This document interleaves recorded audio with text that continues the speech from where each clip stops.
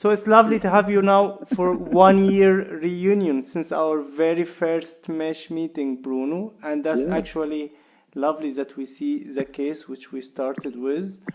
And I actually saw the patient 2 days ago for 1 year post-operative, and she is doing great. Some films. Wow, so this is a really big deformity, and he has a neoglenoid anteriorly, and so the head is basically placed anterior. And the head wore away quite a bit too, but yeah, that's less of a concern, right? But you can see where the head would be sitting. Stands on early notching is going to be the same. Late notching is what you're betting on to be different. Correct.